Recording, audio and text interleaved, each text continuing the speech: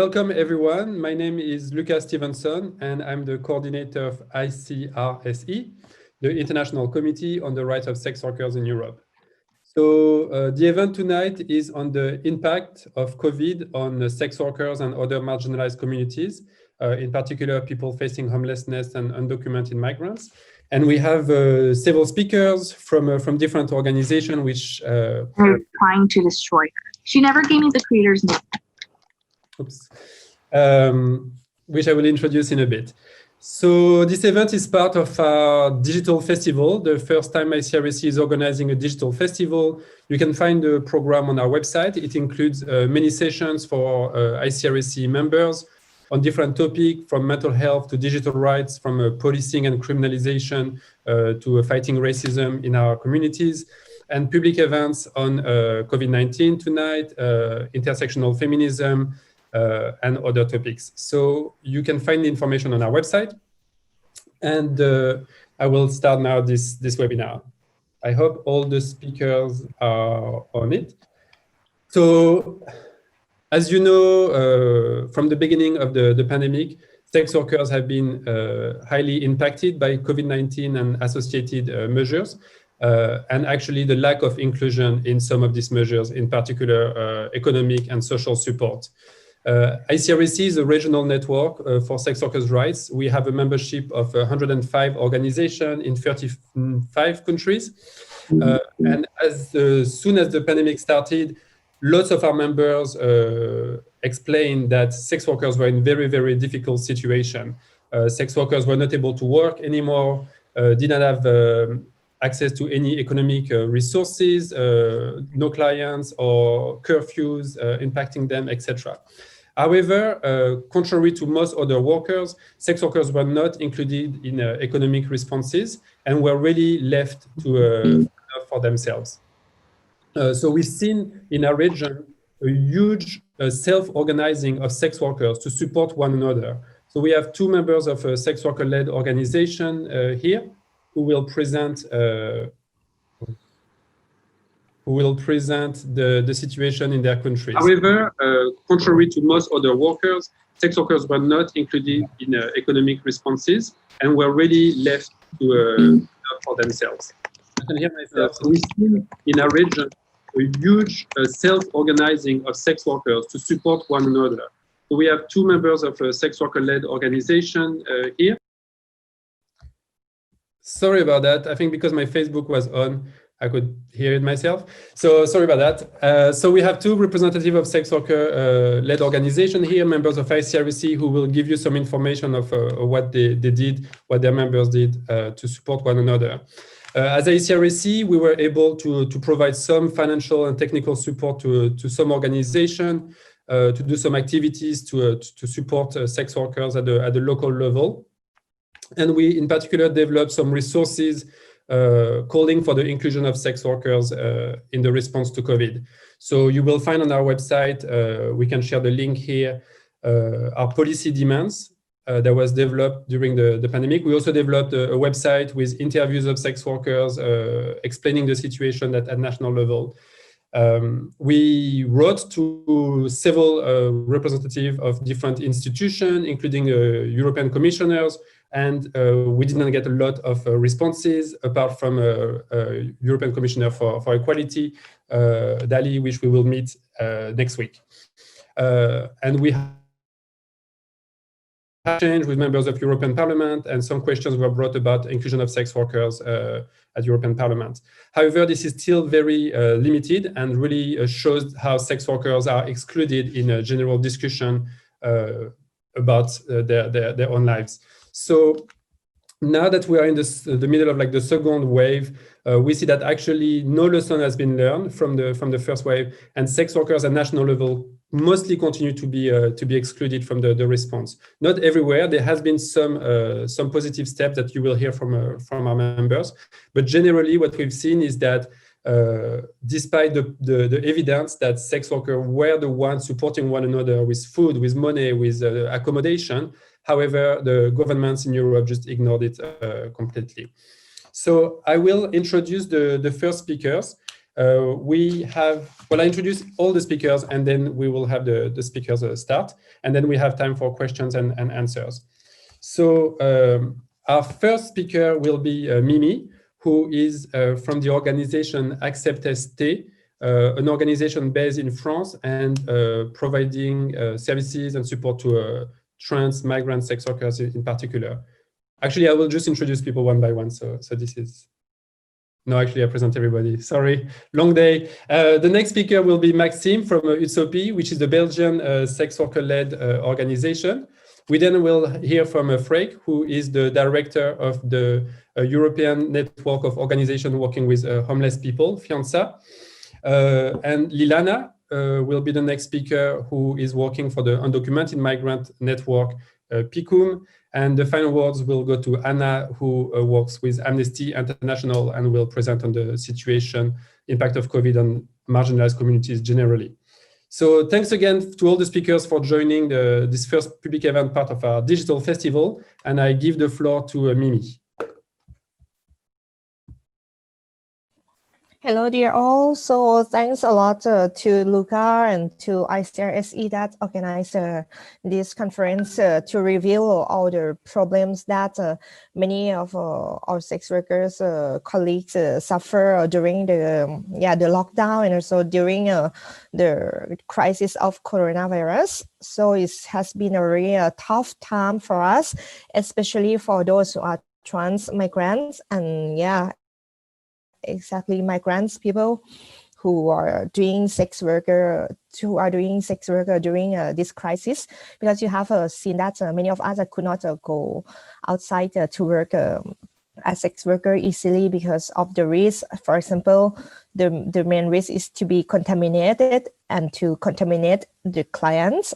And also another risk as a migrant and trans sex worker is that you are migrants. Many of us are without paper, without documents. So the risk to be arrested by the police, the risk to be confronted to the police brutality is very higher than other category of other sex workers who are national or who are white in Europe.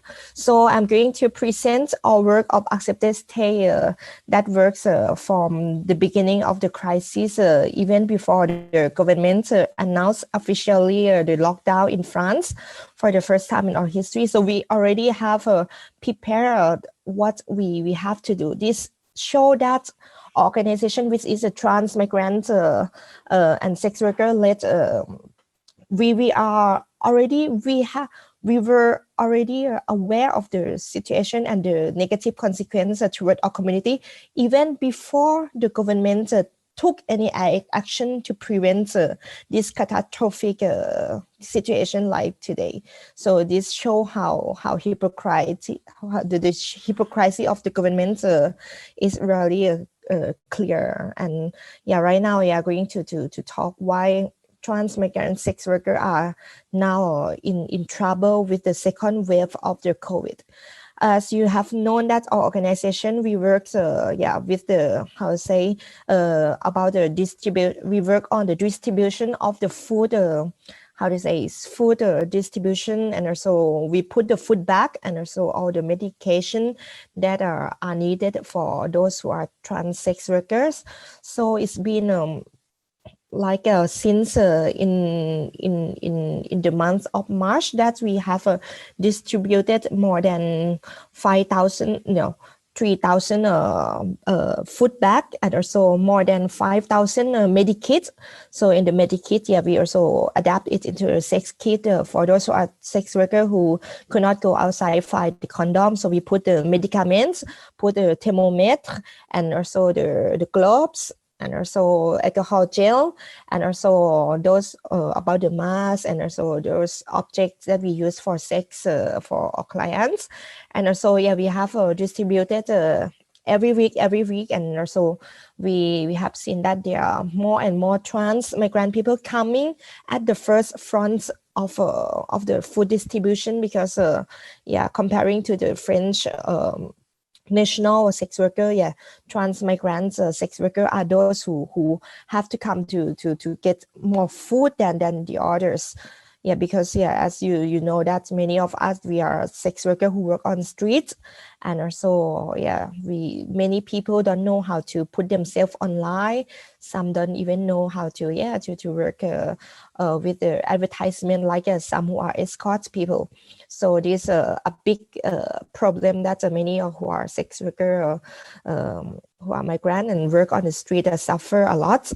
And also our association is the first font of this as the main actor in this crisis to accompany all of the trans migrant sex workers who suffer from the consequence of the COVID, and also we accompany those who are diagnostic as COVID positive.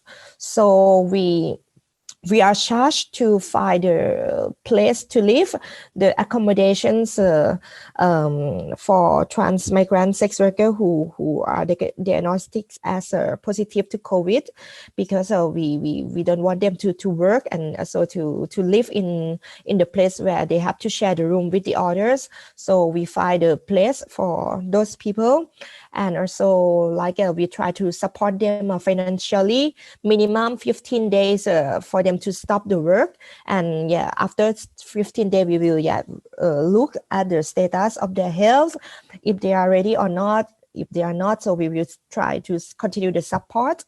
And also we will exactly support them like one entire 1 month of the payment of the rent of the place during their lockdown, or how to say, the self lockdown, if the situation is not okay. And that's the basic thing that we will try to do with each case that we find that they are positive to COVID. And also we also have collaborate with a lot of medicines, a lot of doctors who are ready to work with us online. So we develop the strategy of telemedicine, or we can call like a teleconsultation or telemedical consultation. So that's the hospital publics that support us for this project. So many of doctors are in collaboration with us.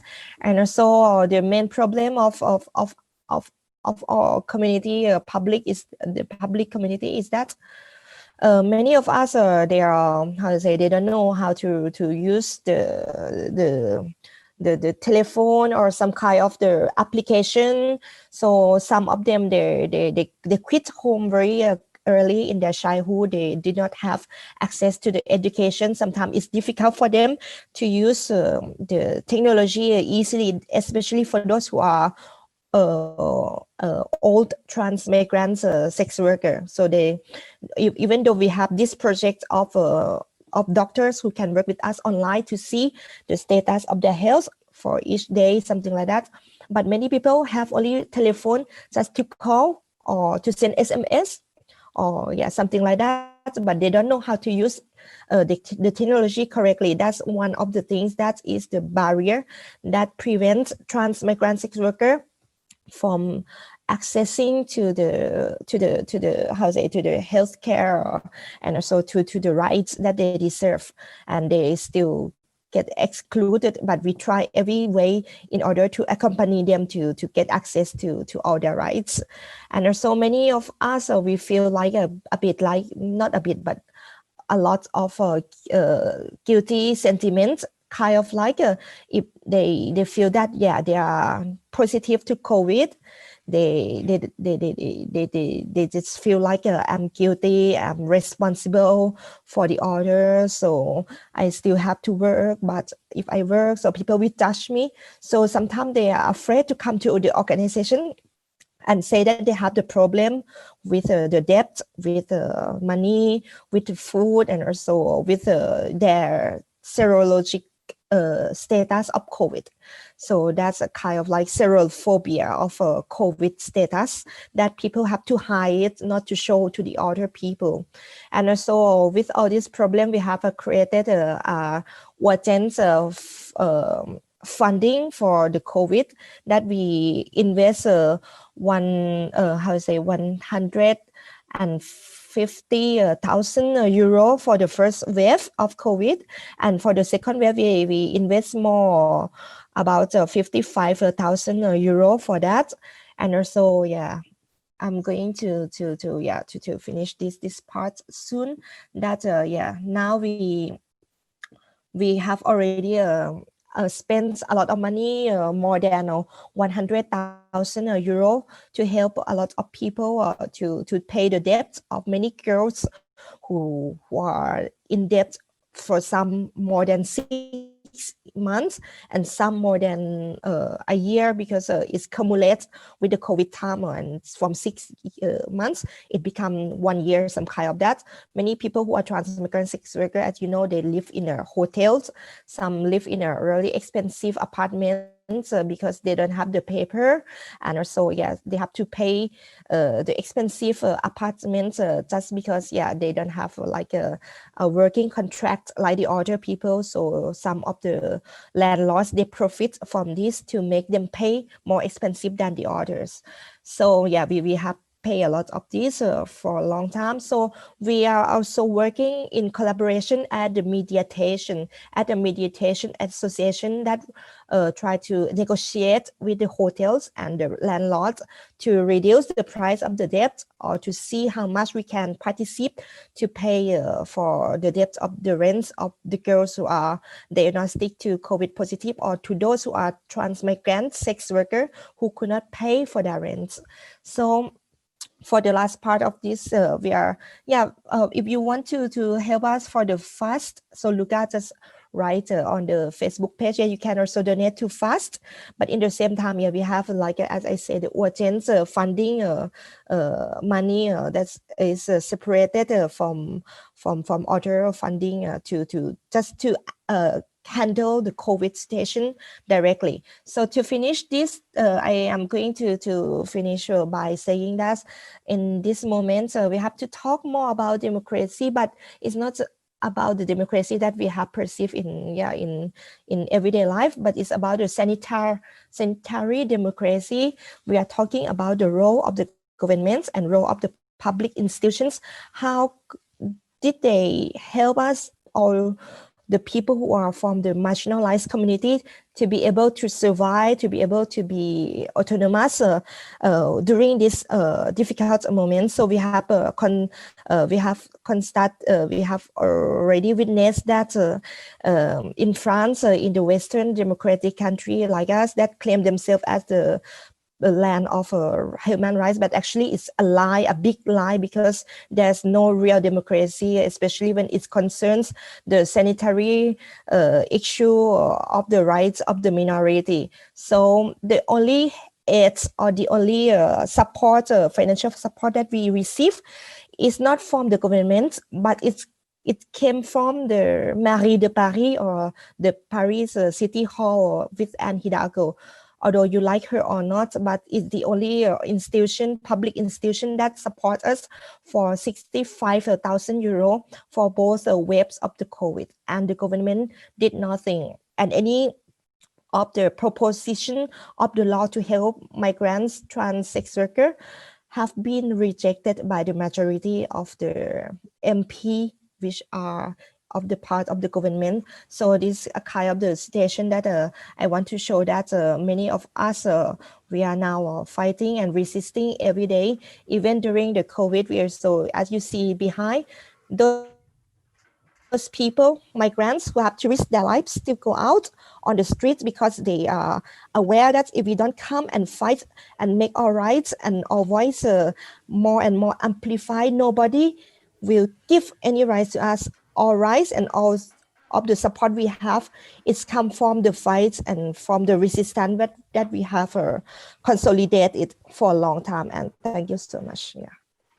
Thank you so much, Mimi, for the presentation. The work ACCEPTESS did in France was absolutely amazing, and Mimi and Giovanna and all the team of ACCEPTESS-T are really doing amazing work. I just point there will be a movie about Mimi, a part of the festival, on Wednesday, if you want to hear more about Mimi's story, which is also incredible. And Giovanna, who's the director of ACCEPTESS, will be our guest speaker on the final day of the event on Friday. So the next speaker is our dear colleague, Max, from UTSOPI, Belgium. Okay, is it working? Yeah. Okay. Thank you for the invitation, Luca and ICRSE. So I'm Maxime, the National Coordinator of UTSOPI. So UTSOPI is the first sex worker-led organization in Belgium, created 5 years ago right now. And yeah, for me, I'm just the National Coordinator. I used to be sex worker for 10 years and I quit 1 year ago. But I'm still working for UTSOPI, of course. What we've done during the Corona crisis. So basically, we implement food distribution like ACCEPTESS-T, and we created a crowdfunding as well to support sex workers during the Corona crisis. So at the end, we support 300 sex workers in Belgium. What it's interesting, it's 20% of them were undocumented migrants. So it was everywhere in Belgium. But for us, it's like a huge number compared to the situation we know at the beginning. Also, an interesting thing, it was 40% of those sex workers supported was supporting themselves, their own family. So it means it was not a majority, but a large part of sex workers. They are usually working first for us, but also because they have a kid or they have to support their husband or a part of their family. So it was quite complicated for them.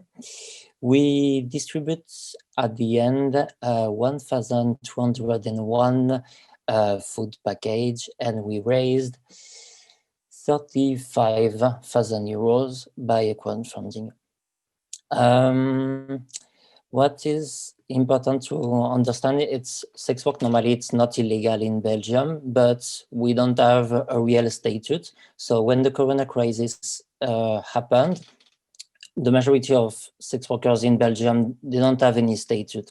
They can be independent, but it's not exactly the good way, or they can be employed, but it's totally illegal to be employed as a sex worker in Belgium, or it's considering as a pimping or exploitation.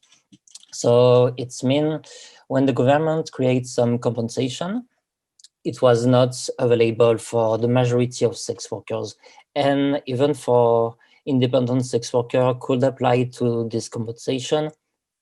It was quite complicated because sex work, it's not really recognized. So it's a specific category, but they are using it for all the work. They don't have a specific category.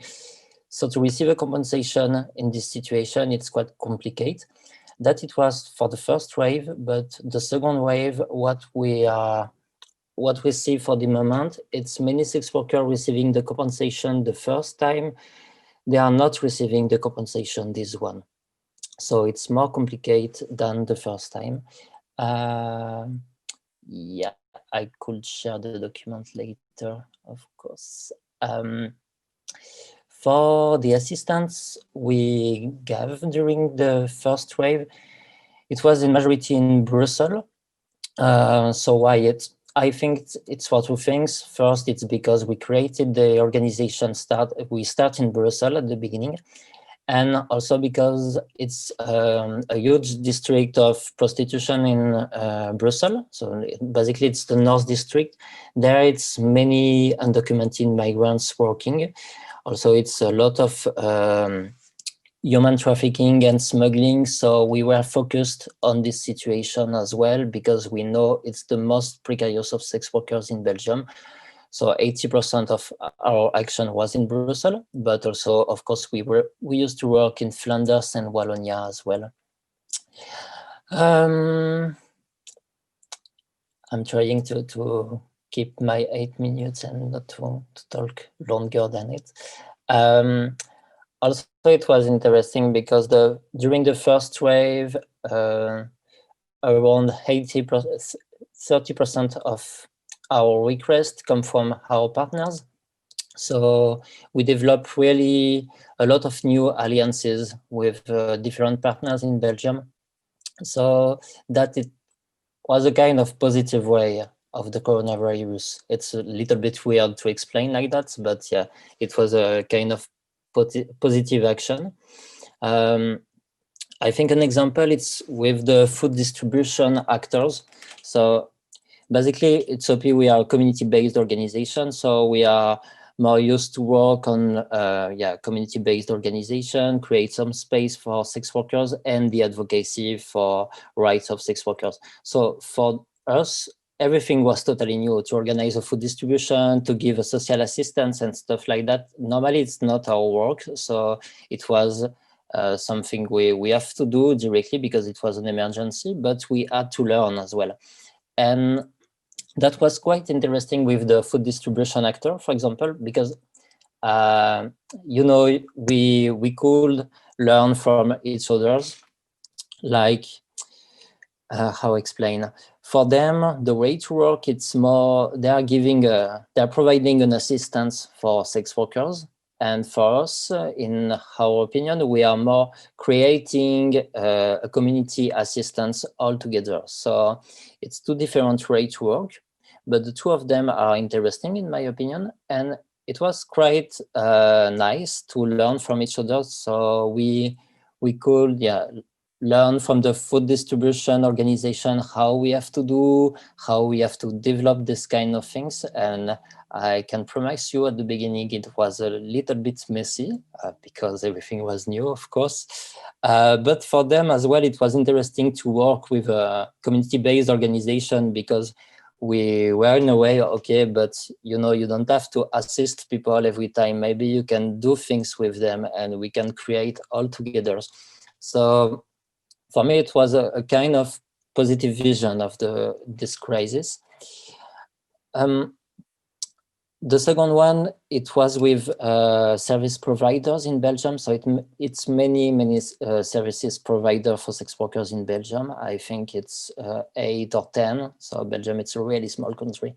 And with all of them, we don't have, in the past, we don't have so much contact because we don't have the same vision of sex work, prostitution. For us, we are more, of course, about in decriminalization. For them, it was maybe not clear sometime, or they are more working on human trafficking and stuff like that. But during the confinement, we decided to creating a federal platform to talk about sex work and prostitution all together. And with the idea, okay, maybe we don't have the same opinion about everything, and it doesn't matter. The things right now, it's to work to support sex workers and try to find our common points. And from that, we can work all together. If we are not okay on some point, it's okay. But just let's start to work together and we'll see the rest later. So it was a quite optimistic point of view, but I can say everyone was okay to work in this way. And now we are still continue to work all together. And honestly, I'm kind of proud of it because it was unexpected at the beginning. Compared to France, of course, it's quite different because we have the support from the government. We are not also in the same situation. Belgium is not officially it's an abolitionist country, but in the fact it's not. Is it not really? We received some money from the government during the first wave, and for after, it was around 100,000 euro. So that it's for 2020, and now normally we are going to receive again some money for 2021 to continue to support sex workers. What it was nice, it's because we can use this money for, I think it's between 60 to 80% to support sex workers, but of course we can continue to build the organization and hire some people because of course, providing assistance and help to sex workers just with volunteers, it's quite complicated to organize this kind of things. I think you can imagine. On the advocacy work, I don't know. I'm a little bit confused with this point because right now we have a new government in Belgium, and we have also some real good contact at the federal level. So they understood the situation of sex workers.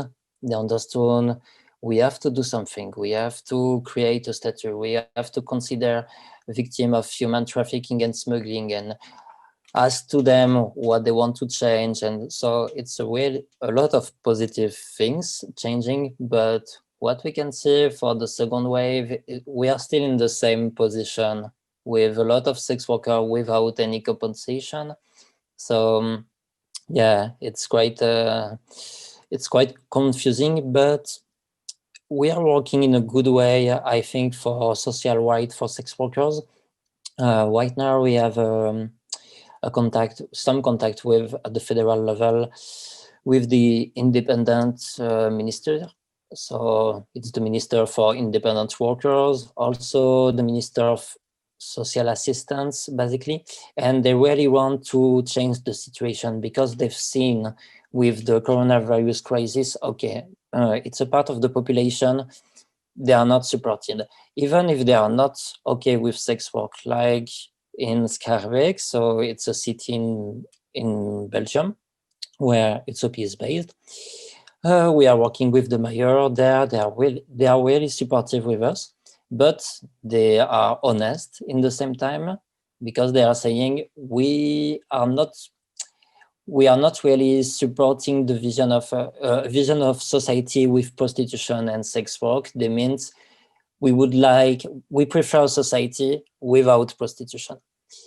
It's their point of view, but in the same time, they are giving assistance because they say, okay, for the moment, sex work it's existing and it's many sex workers in Belgium and we have to help them because they are citizens like the other one and they are paying taxes. So it's quite interesting. And yeah, so hopefully things gonna change in 2021. I don't know for the moment. We'll see, I think. Thank you very much, Max.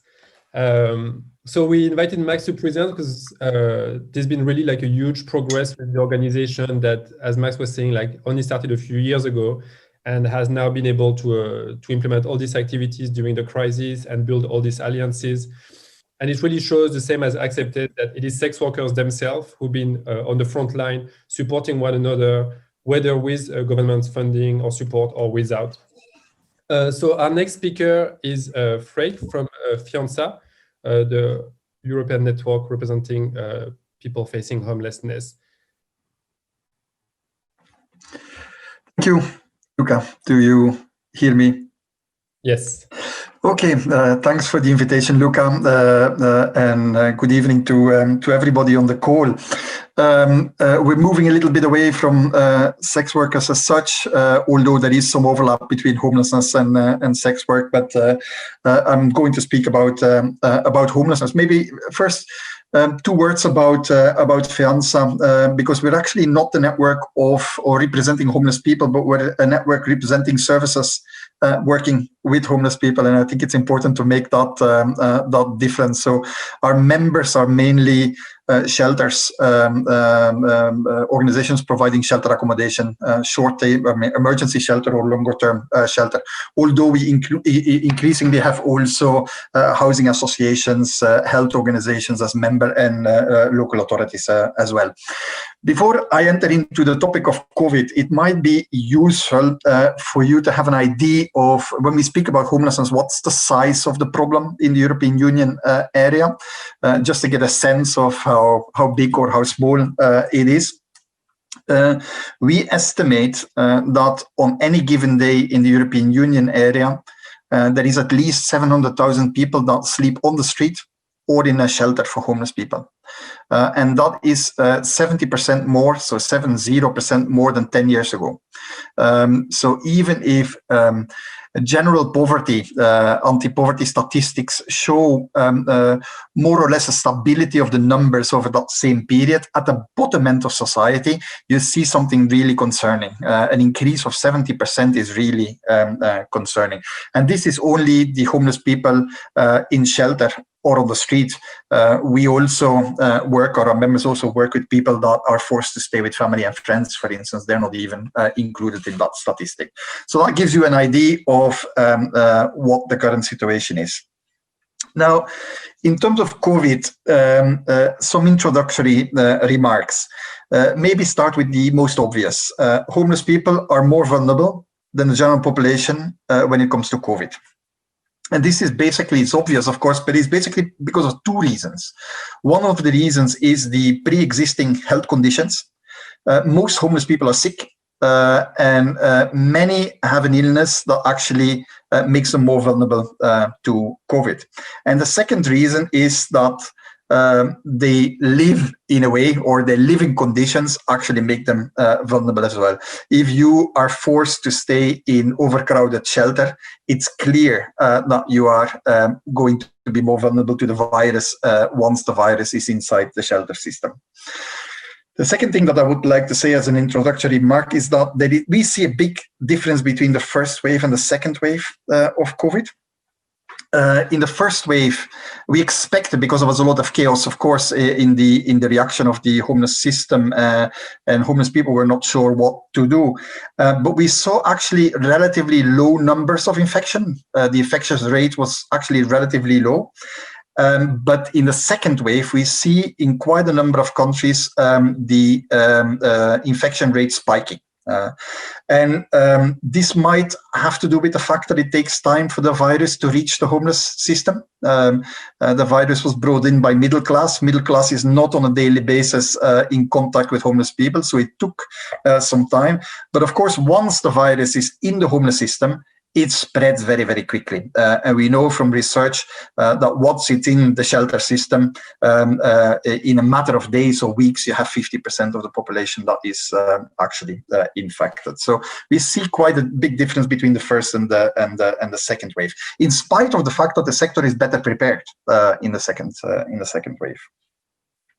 And the third introductory remark is, I think, and I don't want to simplify things, but the strongest predictor of the seriousness of the COVID infection amongst the homeless population is the state of homeless policy. The better the homeless policy, the easier it is to contain the virus. Or in other words, countries that have still large shelters where people sleep with many in the same room will have more infections than countries where that's not the case. That, for instance, explains the huge difference in infection rates between France and UK. It might be counterintuitive, but we see much lower infection rates in the UK than we see in France. Now, can you just try to speak a tiny bit slowlier, because we have someone doing caption and just struggling a little bit, sorry. Oh, sorry, excuse me.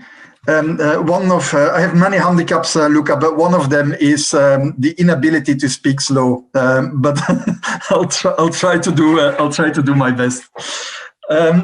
On the policies that were put in place to protect homeless people against COVID, one of the things that I find incredibly surprising is that the guidance issued by the governments, by the authorities, is totally impractical when you're homeless.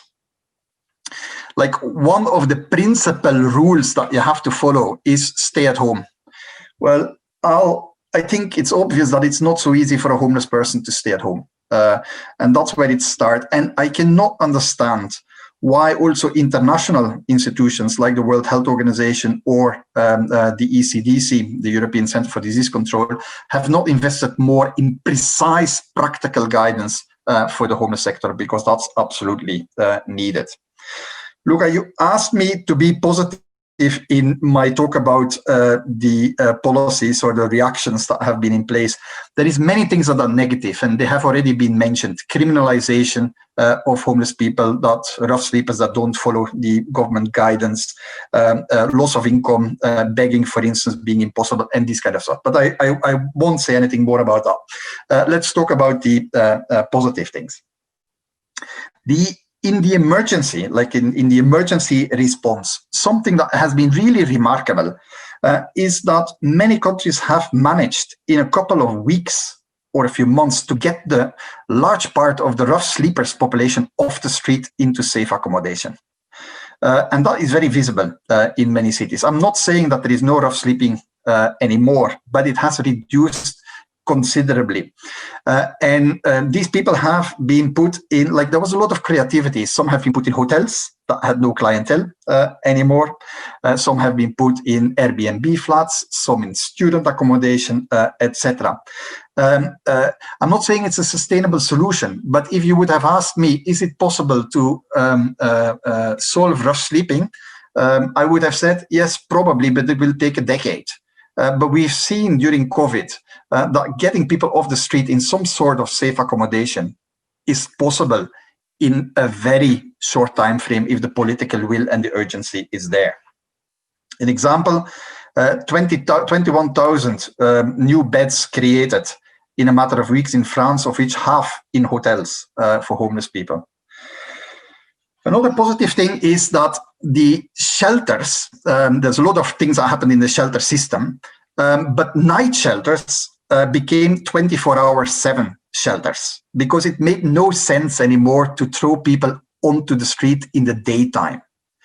I really hope that that will stay and that we will not go back to night-only shelters, which is a ridiculous system anyway, so that we can build on that and keep the 24/7 shelters, which provide services 24/7, and food. Like this ridiculous system where people are thrown out in the daytime and then have to go and look for food and go to a social restaurant and then back to the shelter. It is not helpful when you want to integrate people. Another positive development is that in many countries, access to shelter has been made easier for people with a difficult legal status, a precarious legal status, like for undocumented migrants, EU mobile citizens that are homeless and have no right to stay. So Portugal is a good example in that respect. And the last good positive example in terms of the emergency response is that we have started to experiment with social support online. And sometimes it works very well. We have, for instance, very good echoes from online social support with homeless people that have been recently housed through the Housing First approach. I'm not going into detail, but that's quite positive and maybe something that will stay on. And maybe a very tiny last thing in terms of food aid. Countries like France, for instance, have, instead of giving food to people, have given vouchers to people so that they can go to the shops like anybody else. Maybe that's also something to remember, because I don't see why homeless people have to be handed out food and cannot go to the shop to buy food like anybody else. That's the emergency and the positive developments in terms of emergency. In terms of the longer term, I think there is some countries, not many, and some local authorities that have used the COVID pandemic to basically change the way they address homelessness and to move from managing homelessness in the shelter system to ending homelessness by providing immediate housing and support. And that's something that is really brave and courageous and should be encouraged and hopefully can inspire other countries.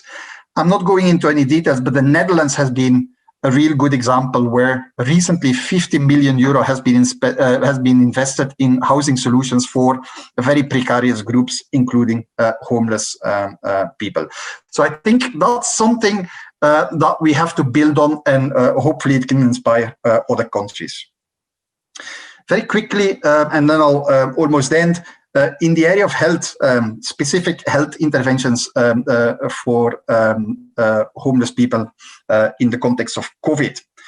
The testing was very chaotic, but there has been really good examples of outreach in some cities to reach out to homeless people and get them tested for COVID. Copenhagen, London, Dublin, these kind of countries. And sometimes it was just a question of repurposing the outreach equipment that was available for TB testing to use that also for COVID testing. So that's quite interesting.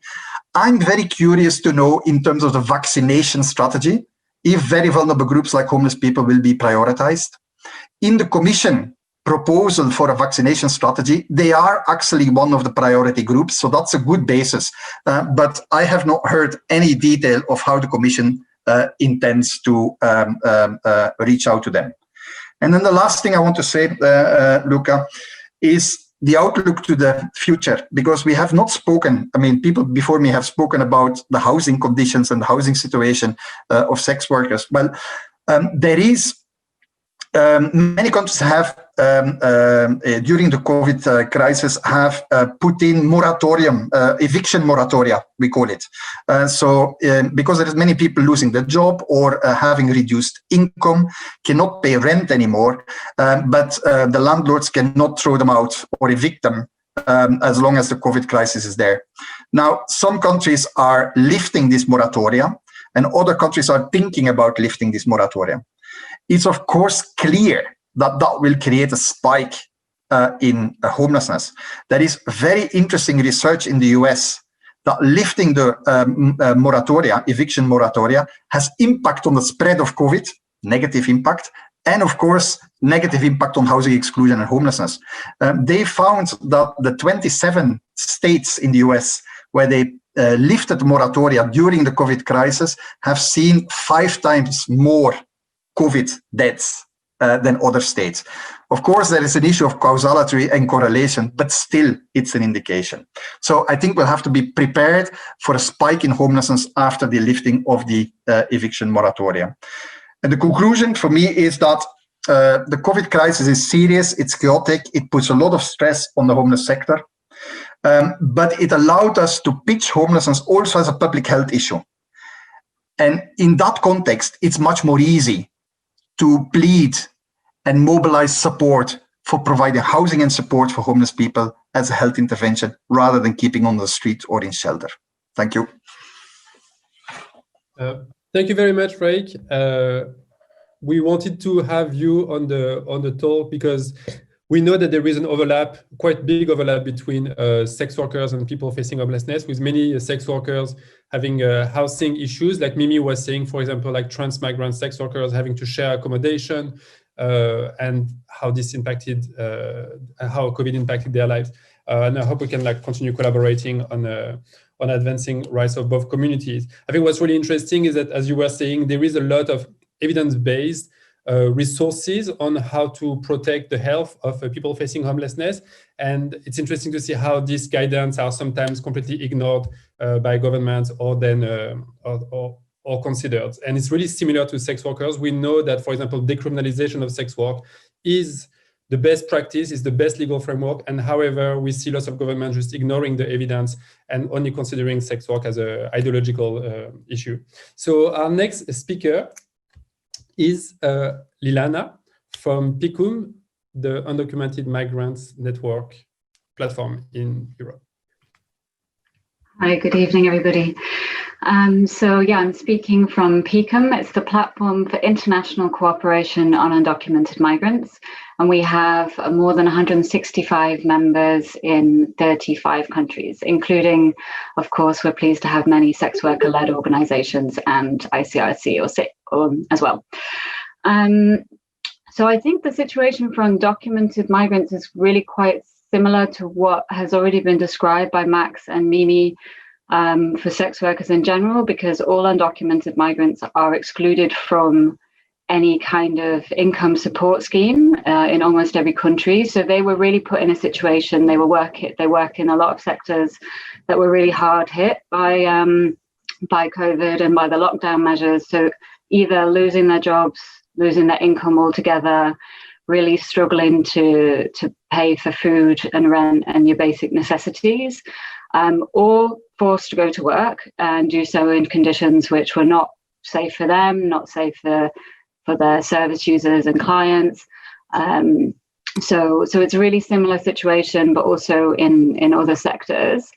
And that's where we've seen our members stepping in. There's been crowdfunding, there's been other self-organized groups like domestic workers getting together, trying to raise money to support their communities. There's also been a lot of our members that are more the service provider rather than community-based that have had to completely change and do food distribution and rent and cash and this kind of thing, which they had no structure for before. So similar what was described previously, to learn how to do that and to do that in a way where it's really reaching the people who need it, and trying to find a way to make that more sustainable, because the needs are acute, but they're quite long term. This virus is it's lasting a while. It's been up and down. So some of them have managed to get some support from government for some of it, but a lot of it has been really through private funding, crowdfunding, and donations and this kind of thing. So that's been the real challenge. Other aspects have been, of course, like if you're working and you're undocumented, you don't have access to sick leave. So if you are poorly, you can't do quarantine leave, you can't do sick leave without losing your income entirely. There's also been real trouble in maintaining distancing and certain accommodation. A lot of undocumented people live in crowded accommodation. They have to sublet a room in a shared house, and so it's really difficult to keep as much distance from people and make sure if somebody is unwell that it doesn't spread. So it's been a big challenge from that side. Another issue that I would maybe mention, and Mimi mentioned this, is the increased policing, having so many more police on the streets, having to have attestations. But actually, when the police are doing those stops, are they actually going to also check your ID? So people really feeling like another extreme layer of anxiety every time they leave the house, which was already something which was really, as I say, a source of anxiety for undocumented people all the time. But the level of that and the risks of or perceived risks, at least, of being picked up by the police have been that much more. So that's a bit the situation that we've been dealing with. But there has been some space as well for positive policy change. So if we look at the more kind of structural side, if we look what have governments been able to do now, I'd say that we've been trying to really highlight with our members how the problems that have been caused are the result of bigger issues. It's pre-existing challenges that have been there before that are just made very much worse by what's happening now. And it's actually what we're asking for in terms of responses are very much the same policy changes that we've been wanting to see from the beginning.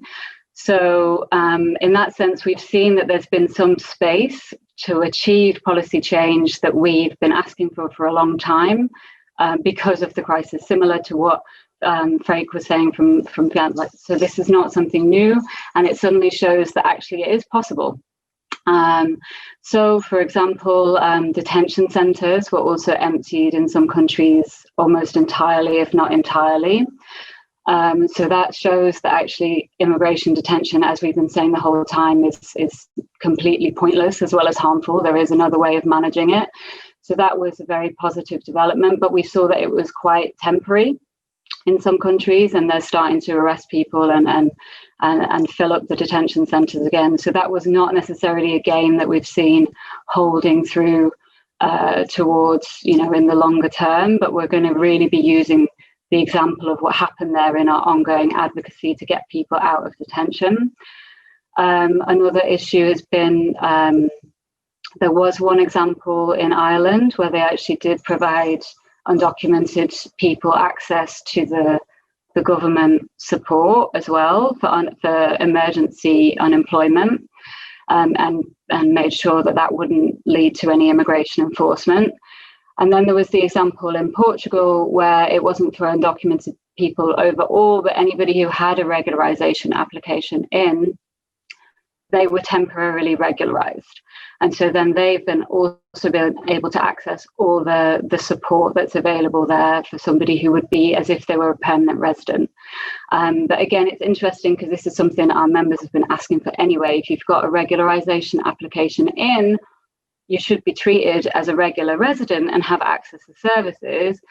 At the least, I mean, we advocate it for undocumented as well, but at the very least, for people with applications in. So it's a positive step that we've been asking for, and that's one example of a measure that they've prolonged at least now until March next year. So it's given a bit more stability to people, but it's still temporary. So we're really going to be fighting for that to continue in the longer term.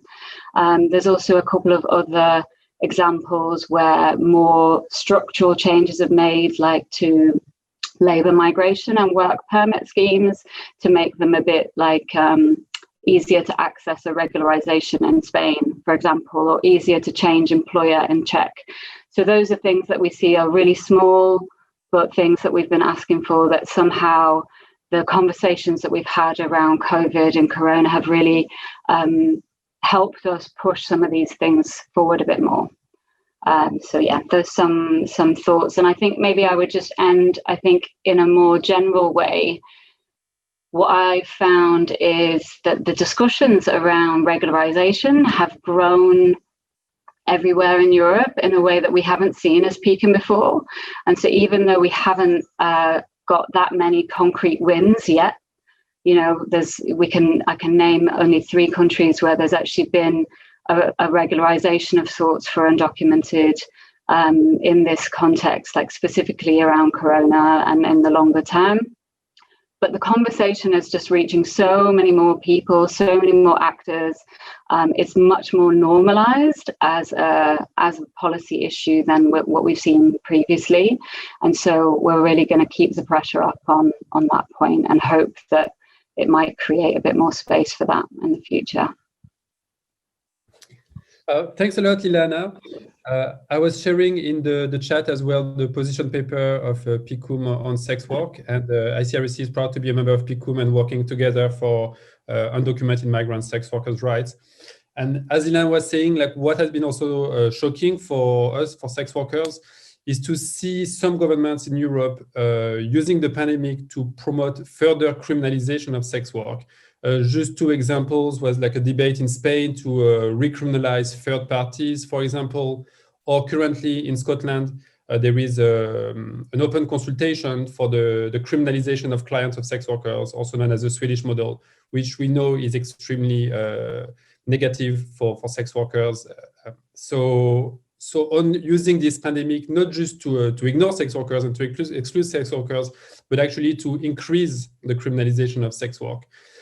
So our final speaker is Anna from Amnesty International, which will be presenting on the work that they've done and the situation that they've seen in Europe and I think globally. And then we will have questions and answer. Hi, thanks, Luca. Can you hear me okay? Yes. Hi, everyone, and thanks so much for inviting me. It's really an honor to be here, and yeah, it's been really great for Amnesty to be able to support sex workers, and I hope this is going to be useful. And congratulations on the whole festival. Yeah, I can only imagine how much work is going into this. Yeah, so my name is Anna Bush. I'm a researcher with Amnesty International based in London. I work on Europe, mainly on Western Europe and women's rights. For the past few years, I've been mainly working on access to justice for sexual violence and our Let's Talk About Yes project, but now I'm developing, since the beginning of the year, research on sex workers' rights in Ireland.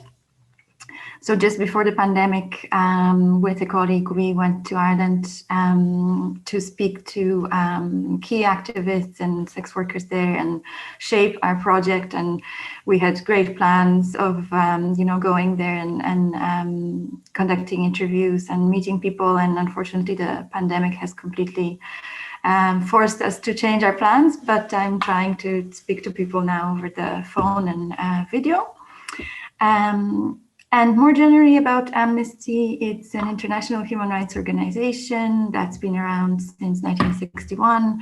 And basically the research that we conduct, it's not academic, it's for campaigning and advocacy purposes. So we use our findings to expose how states violate human rights and highlight what they can do to do better. In 2016, we published our policy on the human rights of sex workers, and this was based on extensive consultations throughout the world with sex workers, with activists and experts, and also on research in 4 countries. So it was Norway, Argentina, Hong Kong, and Papua New Guinea. And the policy makes several calls on governments. So, for example, to ensure sex workers' protection from harm and exploitation, enable sex workers to participate in the development of laws and policies that affect their lives and safety, and also ending discrimination in access to education, healthcare, and employment. Amnesty's policy also recommends the decriminalization of all aspects of consensual sex work. And I think the key to our work on this and what we're trying to do at Amnesty still is really highlighting the kind of key message that sex workers' rights are human rights, which I think is not always recognized in the broader human rights community. So we're really trying to, as much as we can, send that message out there and support sex workers so that this is noticed by NGOs, by international treaty bodies, and by governments in different countries. And I think when COVID hit, it was very quickly apparent that this is often not the case, and that sex workers are very often disregarded completely. And the impacts on them, as Mimi and Max said before, are not noticed, are not obvious, are not addressed in appropriate ways. So, for example, through lack of access or huge barriers in accessing any kind of emergency grants. And we saw a proliferation of different grassroots initiatives, which have been really impressive, and crowdfunding and everything all the speakers mentioned, to basically support each other. But, this should not replace what other people have access to. And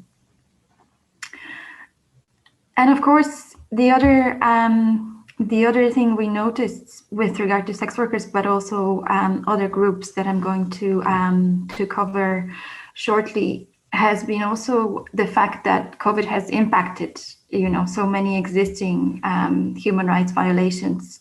So, for example, violence from partners and other people, access to adequate housing, lack of opportunities, invasive policing and immigration enforcement related human rights violations, and very often discrimination, transphobia, racism, all of this that the others have already mentioned. More generally, in our work in Europe at Amnesty, we have indeed noted and documented huge impacts on people in different situations of marginalization. So, for example, in the UK, but it's not the only country where this has been happening, it became quickly apparent that Black people and people from ethnic minority backgrounds have been disproportionately affected in terms of their health impacts, which is most likely a result of many years of systemic discrimination in access to healthcare, but also, for example, housing. So resulting in people very often living in overcrowded conditions.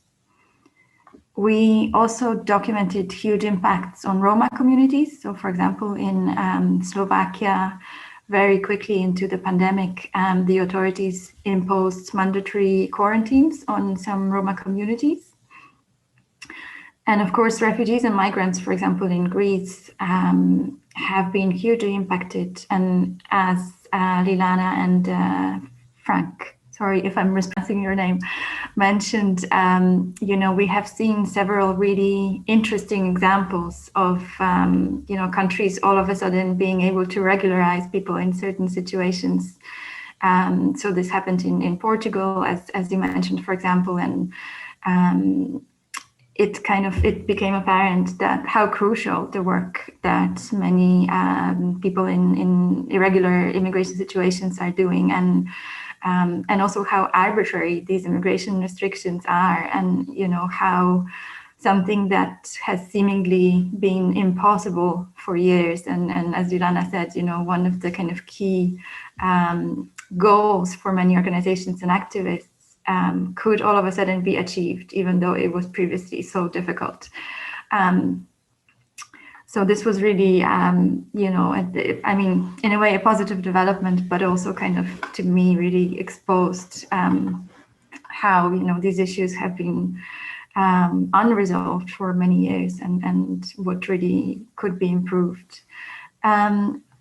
We have also at Amnesty documented frequently instrumentalization of COVID laws in different countries. So, for example, Poland, France, Greece, in order for the authorities to curb protests and in ways in which policing has been happening.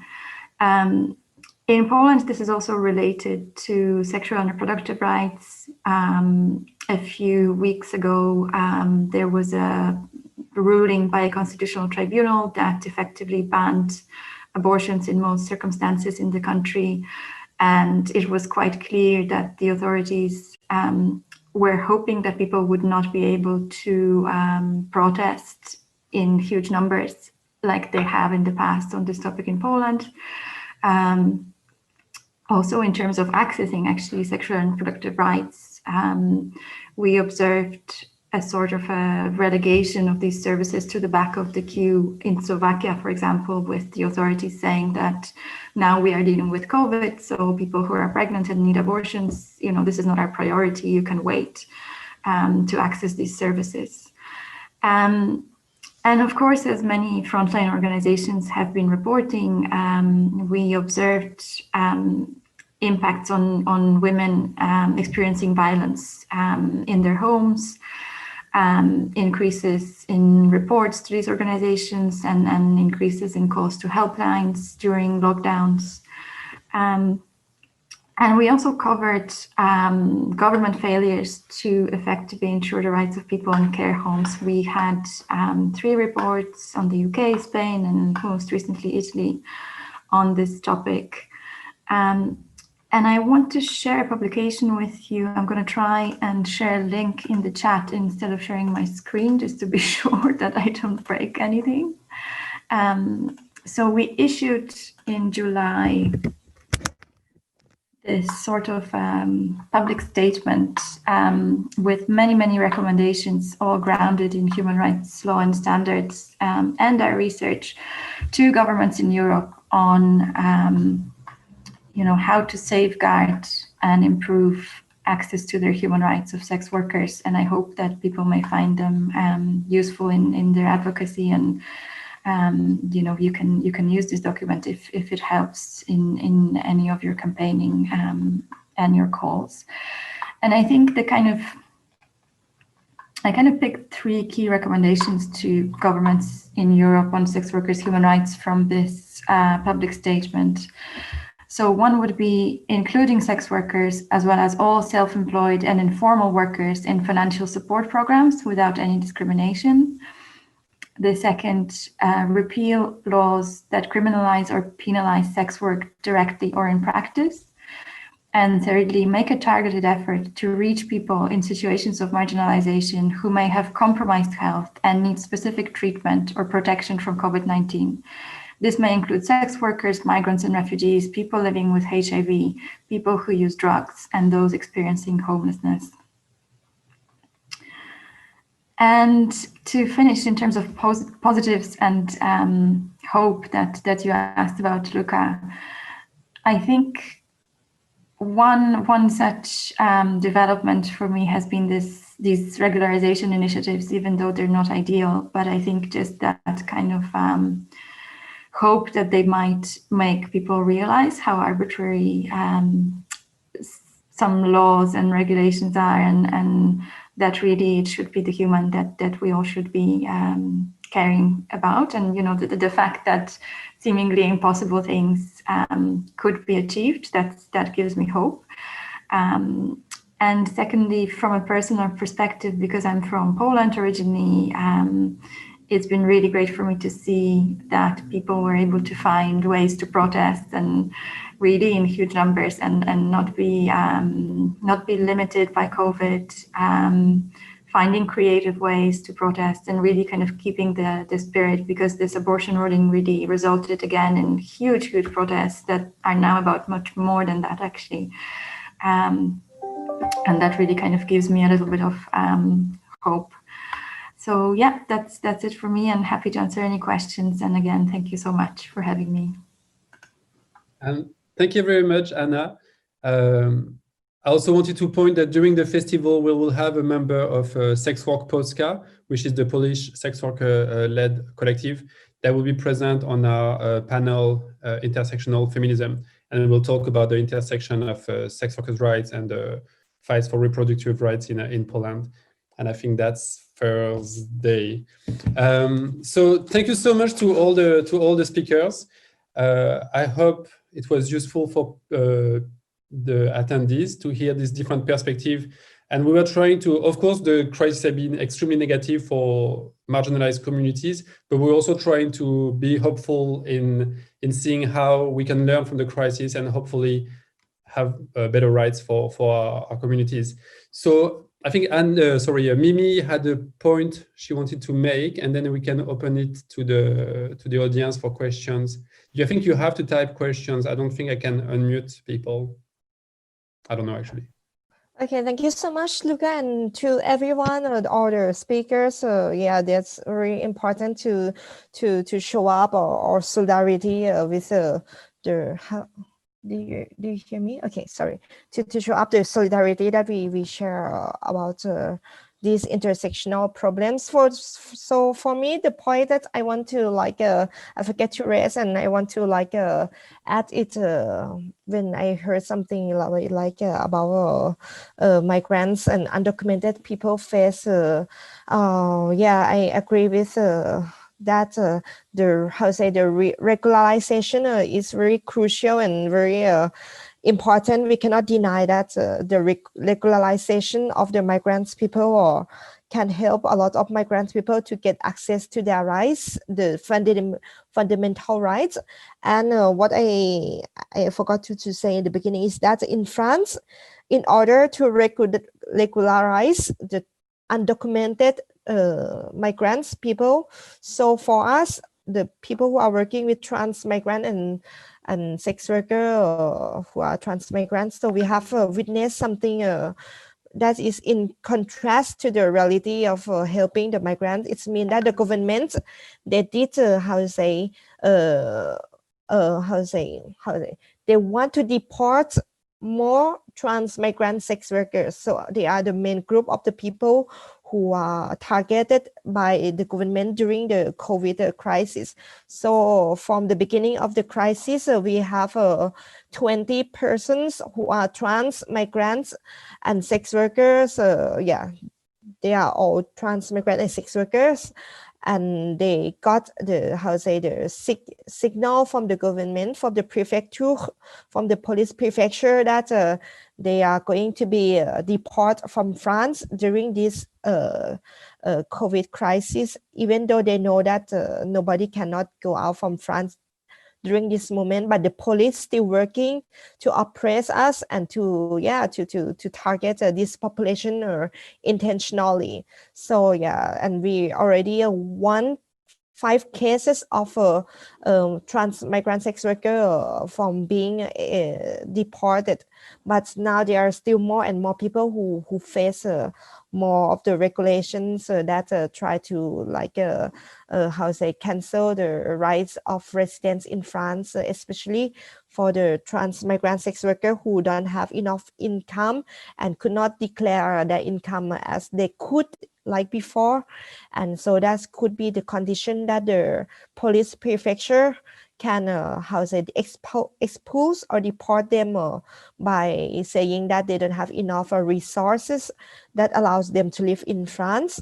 So that's show that the police is still working against us, and we are now people who are the oppressed population and marginalized population, and we need to consolidate or bridge with those who are homeless people. For example, many of the trans migrant sex workers who came to France, they are almost not more than 90% that suffer from being homeless in their own countries before coming to France because of transphobia. And what the government has been doing since the beginning of the COVID is that they are now reinforcing the transphobia, the racism, and also the poverty and all the problems that exist already. And this, the time that we have to say that all of the marginalized community, we need to fight together. We need to like support each other in order that all population, those who are the most oppressed, could have a better life and could have the fundamental rights as other human beings. Thank you. Thank you, Mimi. So I think I can unmute if somebody wants to make a comment or ask a question. If you raise your hand, I should be able to unmute you. I thought about one thing when Frank was speaking about homelessness people and meal voucher to replace food distribution. And it's one positive thing in Belgium. It's from the government. We receive money just for 2 months, but it's still for 2 months to develop some. Now we are going to restart from tomorrow distribution, but distribution of meal voucher. So it's better than food distribution.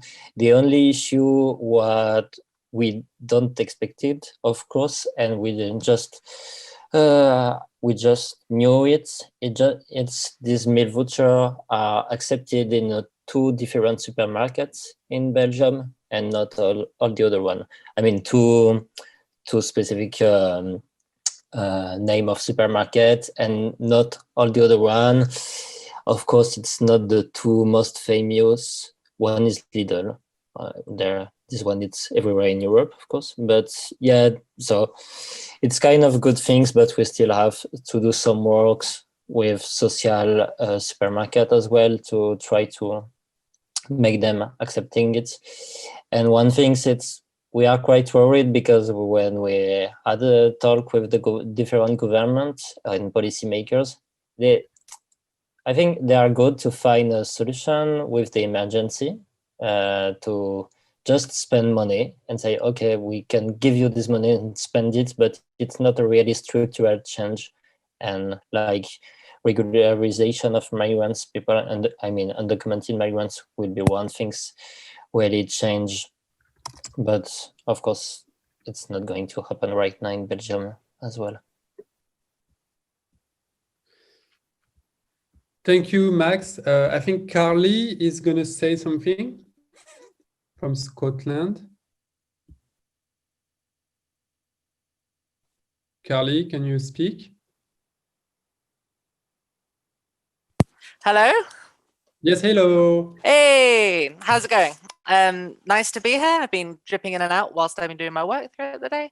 I'm in Scotland. I'm a board member at ScotPep, and we work closely with Umbrella Lane to provide sex worker-led organisation spaces and activism here in Scotland. Some of the things we've been doing during the coronavirus pandemic is we've been kind of resisting the state. I don't know if you've been following in Scotland at the moment, but they're trying to bring in the Nordic model, which is crap. And part of that is that they've been giving funding to exit organizations and groups that aim to criminalize sex work in order to provide like aid for sex workers during the pandemic. However, like when I tried to access some of the money, they needed like my landlord's details in order to be able to pay my rent arrears and stuff like that. So like really bad steps and like lack of ability to actually provide anything meaningful. In response to this, we've been kind of criticizing that decision from the government, trying to resist the Nordic model. And we've also, Umbrella Lane have hosted a really successful fundraiser to provide payouts and mutual aid funds for sex workers during coronavirus.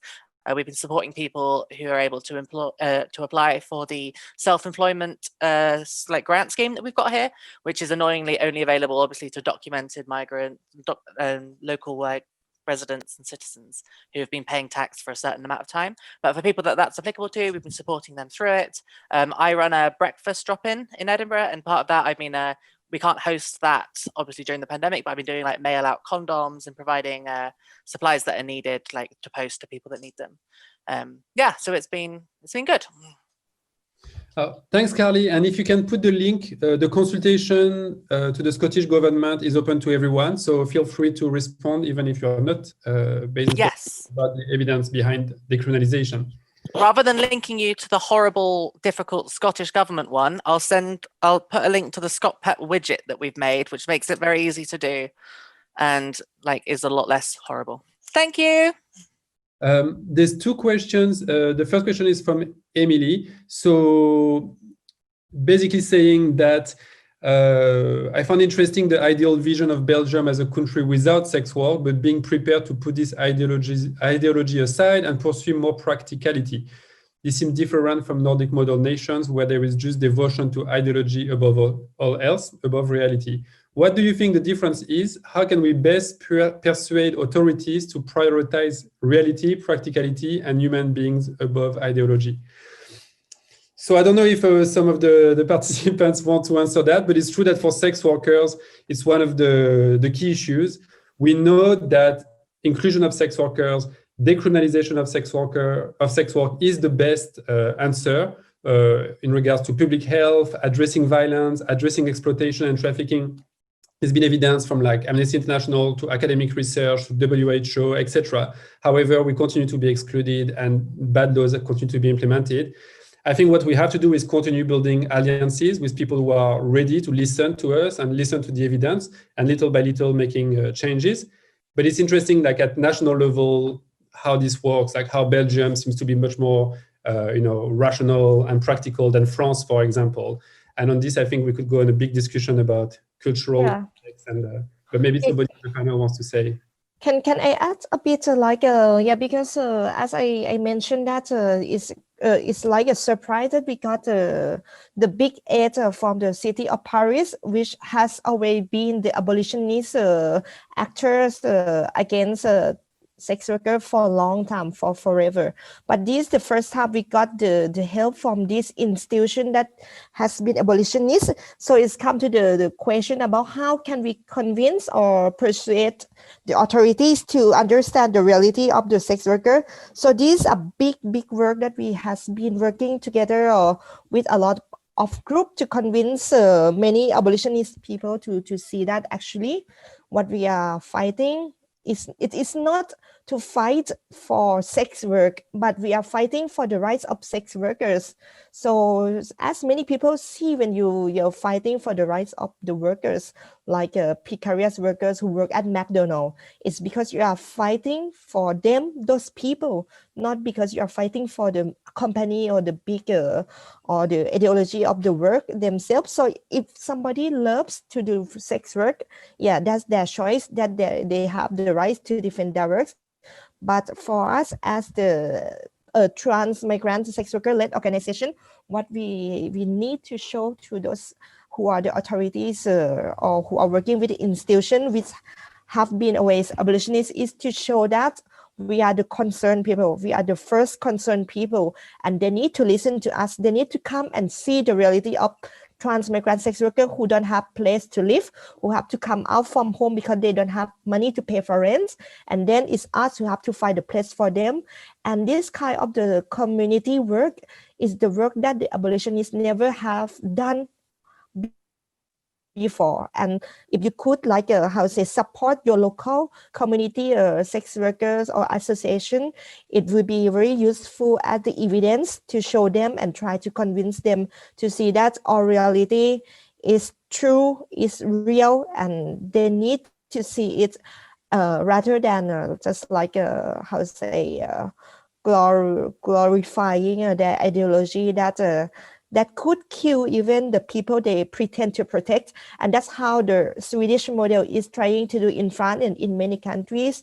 As you have seen, Swedish model makes people who are sex workers gain less money from before. And with the crisis of COVID, the pandemic, we also have less clients, no money, nothing to live.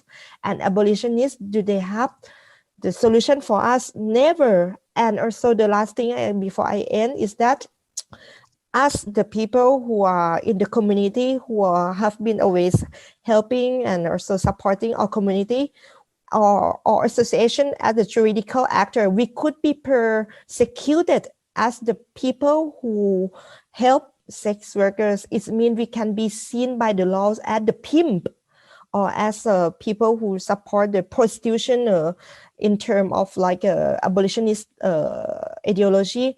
So we are considered as trafficking people. And if we do not abolish this kind of laws, like a Swedish law, criminalization of clients, and also the pimping laws that, in order to protect the real trafficked people, but they can use this to attack people who help those in need.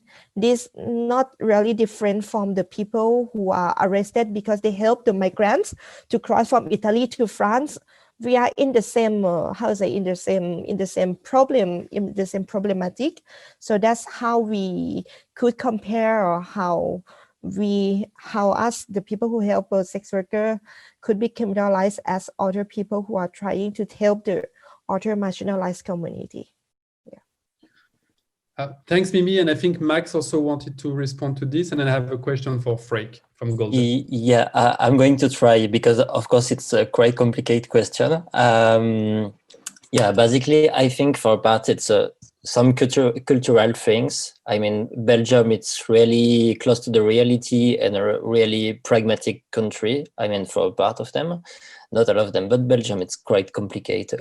Culturally, it's quite complicated. But what I've seen the last 5 years for our fight of UTSOPI, it's also we've done a really, really deep work with the media, mass media, basically, and we try to talk with them every time in their way, because like some members of UTSOPI can be more anarchist or stuff like that, but we decided to be more institutional and really talk with media, and particularly the mass media, and speak on their way, and adapt ourselves to their vision to try to change the global vision.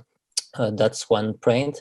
Another point, what I can see, it's when we start to talk and be involved on the topic of human trafficking and smuggling, they change everything. Because basically, usually the speeches about human trafficking and smuggling is just for abolitionist organization. Because of ICRSE now, we start to talk and work on this topic as well. So I think it was a really good project. I continue to think about this. And that's where it changed, because that can be something wrong for the general population if you are talking every time about sex work, but never about trafficking and exploitation. They are thinking, okay, but you are just a pimp organization or something like that. So you have to talk about the bad issue as well, but in a pragmatic way. And one thing, what we've done so much the last 2 years, it's we created many data about everything, about who are the sex workers, where they come from. And because basically to work with the policymakers, you can have the better speech in the world, but if you don't have any data to present them, it doesn't mean anything. They need it to work and to try to continue to their work as a policymakers. Every time at the parliament, the other policymakers are going to ask, okay, do you have data to explain what you are explaining? So I think it's 2 or 3 things. I don't know if it's answering to your question, but it's just my experience within UTSOPI. No, great point, both of you. I think Lilana, you wanted to answer to this question, and then a question to Freek. Yeah, it's just, I was thinking for us, one of the things for advocating around undocumented migrants' rights, so it's similar in terms of a fight between practicality and human rights and migration ideology. It's been sometimes working with local and regional level, and we've seen that also with the COVID responses, that a lot of the kind of measures that have been taken that have been progressive have been at regional level or at a city level, whether it's been, depending on the kind of competence that they have. But that we have seen, for example, a couple of autonomous communities in Spain also provide income support for undocumented specifically. We've seen, measures in Finland, in Helsinki, for improved access to healthcare.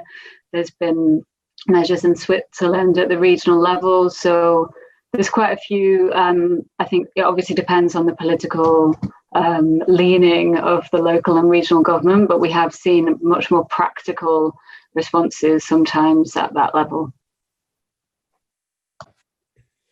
Thank you, Lilana. And Freek, the question was around housing, of course, and the question was from Golde. What do you consider the essential precondition for realization of housing in such a short time, like the example you gave in the Netherlands, whereas, for instance, in Germany, public housing in terms of affordable rents for average income seems permanently stuck. How can this be challenged on EU level? Was it a question from you, Luca? Sorry? Was it a question from you? No, a question from you.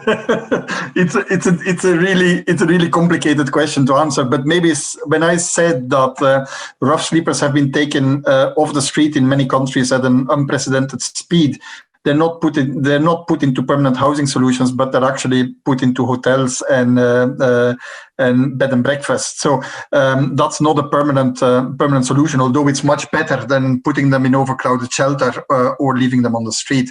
But it's true that the solution to homelessness, or part of the solution to homelessness, is housing, and it's really easy to be complacent about the lack of housing and say, well, it's impossible, so let's not even try. But if you allow me to reverse the question, I don't see any relation with between the level of homelessness and the size of the social housing stock. So it's not because you don't have 1/3 of your housing stock that is social housing that you cannot do anything about homelessness. It's just a question of being smart, creative, of targeting that population. I think one of the big problems for homeless people not getting access to housing is to do with the fact that homelessness is considered an undeserving cause, and that homeless people are considered not to be housing ready. I think that's the main thing. But there is plenty of possibilities. For instance, the homeless people can get priority access to social housing. In my country, in Belgium, that's done, but at a very limited extent. In a city like Glasgow, I think the latest numbers I've seen is that up to 80% of the new social housing lets are actually going to homeless people. So I think there is a lot of things possible, but you need political courage and the creativity. In my country, we have an interesting project to socialize private rent. It's basically convincing private landlords to rent or to let their property at sub-market rates. What they get in return is they have permanent payment of the rent. So even if the housing is not occupied, but it's up to the government to decide who takes the housing, and the housing is allocated on the basis of needs. So quite a lot of homeless people in Belgium get access to socialized private rent. So these are all examples to overcome. But I would be lying if I said that you can do that overnight. You need time for that. The country that is closest to solving homelessness is Finland, and Finland has a consistent housing-led approach to homelessness over the last 15 years. So I think you inevitably have to see it over the longer time. You would be lying, or you would be creating an illusion with policymakers if you think that you can drastically reduce homelessness and house substantial part of the homeless population just in a matter of one political mandate. Having said that, what happens in the Netherlands is very interesting. Thank you, Freek. I think unless there is a burning questions, we might close the session. I think the same as the Freek was saying, I think for sex workers, it's also really important to start discussing more the issues around housing and economic rights, etc. Because we are so focused on fighting for decriminalization, which is really the first step that is necessary for us to even better self-organize. There are many issues that we are not discussing enough, including economic opportunities for sex workers, like welfare, etc. Different economic questions that affect sex workers. And I think, like Max was saying, it is possible to work with organizations who have a different ideology or different point of view and work together to advance sex workers' rights, at least to some level. I'll just check if there is final questions. No, I don't see. I want to say thank you to all the speakers. who join us today.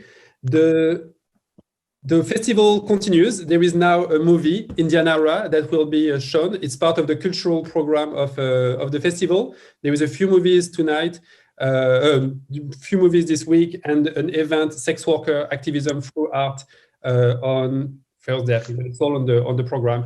Thanks again, everyone, and I hope we can continue to collaborate to advance the right of all the marginalized communities we represent.